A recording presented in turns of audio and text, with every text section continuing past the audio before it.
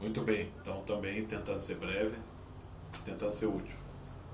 Então, com o lançamento vamos dizer, do Olavo de Carvalho no cinema ali, né? Vamos dizer, a estreia, a grande estreia do professor, aos seus quase 70 anos de idade no cinema, em que vamos dizer, o livro que ele considera o livro que ele escreveu com mais capricho, com mais zelo, né? Com mais, vamos dizer assim, mais inspiração, foi o Jardim das Aflições, que é um livro, vamos dizer, que resume muito, não tudo, da visão dele, né? No seu trabalho filosófico, no seu trabalho intelectual. E o professor Olavo para quem conheceu pessoalmente, quem já assistiu a muitas palestras, muitas aulas e lê os livros dele, lê os escritos em geral dele, sabe que ele é um homem que ele tem, aliás, como disse uma pessoa muito próxima de mim, que também foi aluna dele, que o professor Olavo é um homem que ele tem uma genialidade e uma vocação assim fantástica para explicar aquilo que nós não conseguimos entender, né? Para quem é um estudante sério no Brasil, que está ali rachando a cabeça para entender os grandes clássicos, os grandes livros aí, ele é uma pessoa que vem ali e quebra aquele, vamos dizer assim, ele é o grande navio quebra-gelo, ele vai abrindo ali as portas do entendimento mesmo para nós. Ele é um homem, ele assim, é certamente o filósofo e o professor na atualidade aí, não só no Brasil mas no mundo, mais didático, né? Entre outros, né? Portanto, as obras dele são realmente fundamentais e são importantes para quem quer que busque conhecimento seriamente. O filme sobre o Jardim das Aflições, bom, é um filme que, no meu entender, é uma boa propaganda, é um filme que dá é um excelente cartão de visita para quem não conhece o professor Olavo. Não é um livro que mostra o essencial do professor, né? Mesmo porque está mostrando a vida dele agora, nesse momento em que ele está lá na Virgínia, e está mostrando, primeiro de tudo, que tenta mostrar um ritmo de vida ali já diferente dele. Mostra a família com os filhos, netos, né? E é óbvio que a gente sabe que uma boa parte daquilo não adianta fazer esse tipo de coisa. Quando você está fazendo um longa-metragem, sobretudo se você vai produzir uma película que tem que ser de alta qualidade, é óbvio que você não vai filmar as contradições, os problemas, né, as intrigas, as falhas, as limitações. O filme todo monta uma imagem muito coerente, tanto da atuação do professor Olavo como intelectual, como filósofo, como professor, quanto a sua atuação na família, em casa. E nem sempre as coisas estão em perfeita harmonia uma com a outra.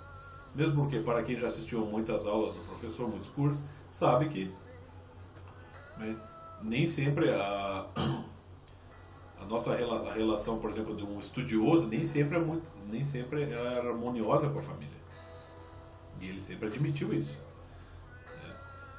E ali eles tentam mostrar uma coisa muito harmoniosa, sendo que não é assim. Tanto que passaram-se alguns meses do lançamento do filme e já surgiu esse problema, que é já um problema antigo, não é um problema de agora, da filha dele, que é uma filha que ele tem, uma filha mais velha lá, problemática, que lançou por escrito uma calúnia contra o pai. Eu acredito que é uma calúnia, eu acredito que o professor Olavo não é aquilo. E o que aconteceu?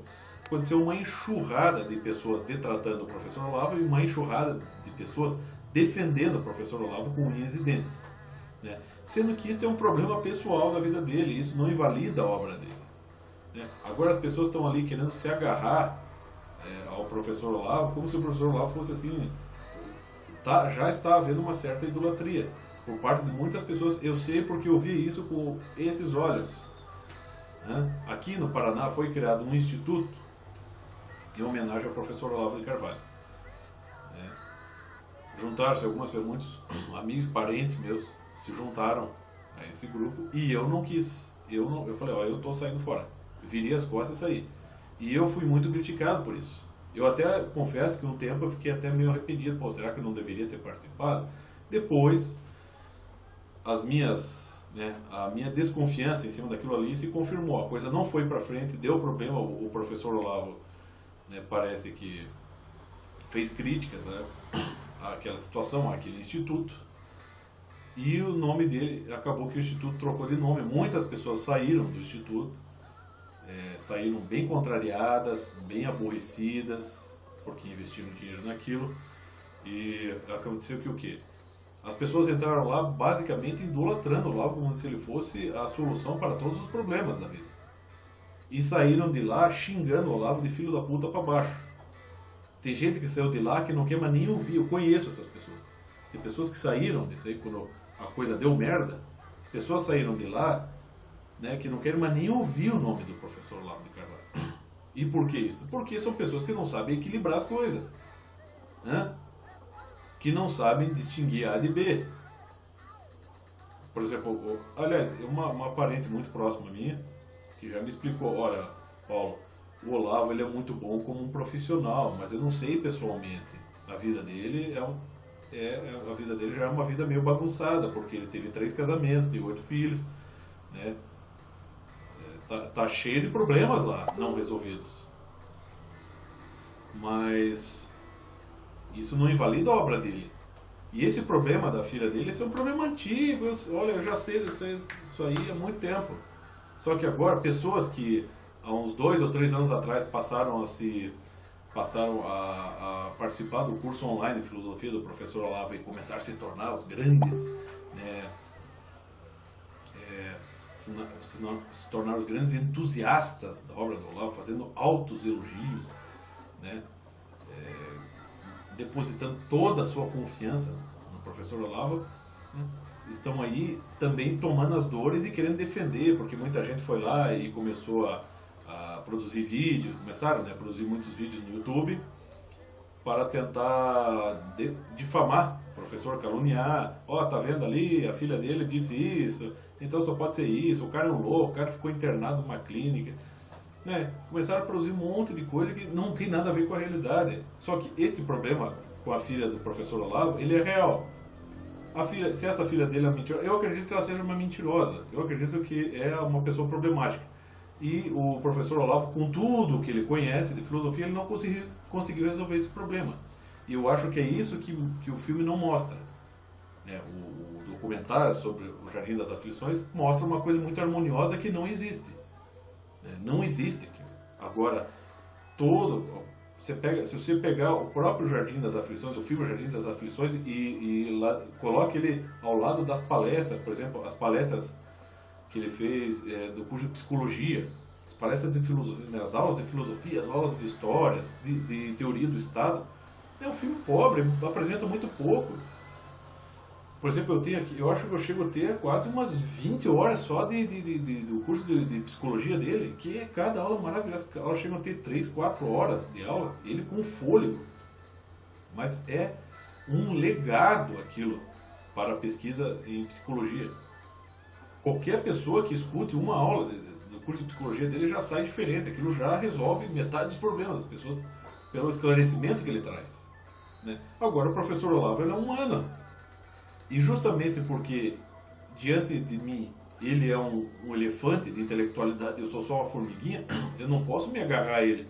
Porque ele poderá, como ele é humano e por conseguinte ele é falho, pode acontecer dele estar falhando em algum ponto e eu não perceber, e eu estar pegando um bonde junto com ele. Então eu não posso dizer que eu sou seguidor, eu não vou ser seguidor do professor. Aliás, seguindo um próprio conselho do professor Olavo de Carvalho, em um artigo em que ele criticava a questão ali do René Guénon com a China, ele diz: não sou seguidor de ninguém. Eu também vou adotar este lema: eu não sou seguidor de ninguém, eu vou buscar seguir Jesus Cristo, e até isso está difícil, porque eu cometo pecado todo dia.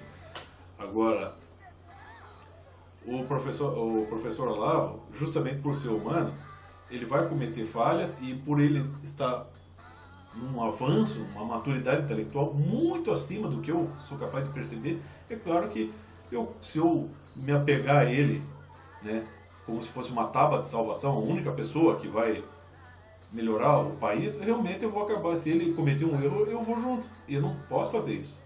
Da mesma maneira que eu não vou ficar dizendo com orgulho: eu sou aluno e seguidor do professor Olavo de Carvalho. Aí eu chego aqui no canal, falo um monte de merda, aí vai vir um monte de burro, né, sobretudo os ateus, dizer, ó, tá vendo, é isso que o professor Olavo produz. Então, ao mesmo tempo, eu não vou dizer que eu sou seguidor do professor Olavo por dois motivos. Para não cair em erros que ele possa cometer e que eu não perceba, e também para não difamá-lo. Né? São dois opostos, da mesma maneira que eu faço com o catolicismo. Eu nasci numa família de católicos, eu tecnicamente sou católico, mas eu procuro entender o catolicismo antes de assumir, eu sou um católico. Se eu fizer isso, se eu ficar aqui tocando trombeta, dizendo que eu sou um católico com todo orgulho, as pessoas vão começar a achar que a igreja católica é uma merda, porque eu falo muita bobagem, eu sou cheio de contradições, cometo erros, então eu não posso degradar, não posso difamar a igreja católica, né? Por meio dos meus as minhas declarações ufanistas, né, de catolicismo. Eu estou buscando aprender o que é o catolicismo. Então eu não vou estragar o catolicismo com a minha presença lá, porque ela é falha. Né? Agora que o catolicismo tem importância, isso tem. O catolicismo, né, é a base da civilização ocidental, isso sem ter dúvida. A tradição judaico-cristã, ela é o pilar fundamental da vida ocidental. E não adianta vir pagão, ateu, né, ecologista, LGBT, comunista, vocês não vão destruir. Né? Vocês vão tentar, mas vocês não vão conseguir destruir. Né? Então a gente tem sempre aqui, só que antes de se apegar às coisas, nós temos que entendê-las. Né? O filme, o documentário Jardim das Aflições, jamais vai substituir a leitura do Jardim das Aflições, que é um livro longo, e só o prefácio, né, ele já instrui e muito as pessoas. Mesmo que a pessoa tivesse paciência só ler o prefácio, ela já ia se instruir bastante. Agora só não dá para a pessoa se agarrar ao Olavo com a tábua de salvação e estar defendendo ele com unhas e dentes. Porque no passado eu já vi muita gente defendendo o Olavo com unhas e dentes, e depois quando a coisa deu problema, quando houve atritos, essas pessoas, as mesmas pessoas que o exaltavam, passaram a, né, vamos dizer assim, basicamente a pisar nele. Né? E eu temo que agora muitas pessoas que estão aí com o Ibope bombando no YouTube estão fazendo altos elogios ao professor Olavo, como se o professor Olavo fosse a pessoa mais coerente do mundo. Né? E o meu medo é isso, daqui a pouquinho vai acontecer algum tipo de atrito, algum problema, algum desentendimento, e essas mesmas pessoas vão começar a difamar o professor Olavo. Assim como essas mesmas pessoas, eu já vi muitos, gente aí, não quero dizer nomes, que tem canais aí, né, com mais de 1 milhão de inscritos, que lançam um vídeo aí no YouTube, em menos de 1 minuto você já tem 200 mil visualizações, né? E essas pessoas estão durante no ano passado, no período em que houve o impeachment, essas pessoas estavam fazendo altos elogios ao governo Temer. E agora essas mesmas pessoas estão atacando mais ao Temer do que ao PT, ao Lula, a Dilma. Então o meu medo é isso, que daqui a pouquinho essas pessoas que estão fazendo altos elogios ao professor Olavo, como se ele fosse a salvação do Brasil, daqui a pouquinho elas, se der um problema, se der um desentendimento, essas pessoas vão acabar, né, procedendo da mesma maneira, tal como procederam com o presidente Michel Temer. Então se trata antes estudar e compreender as coisas e não se apegar a elas. Era mais ou menos isso.